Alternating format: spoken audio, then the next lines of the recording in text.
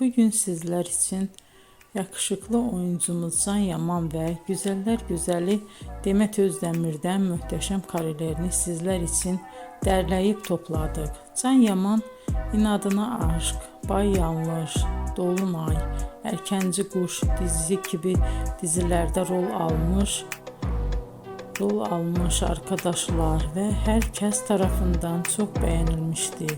Biz de sizler için onların romantik karelerini derleyip topladık.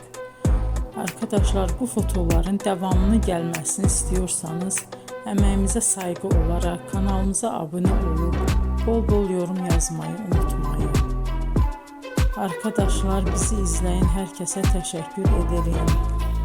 Bizden bu kadar.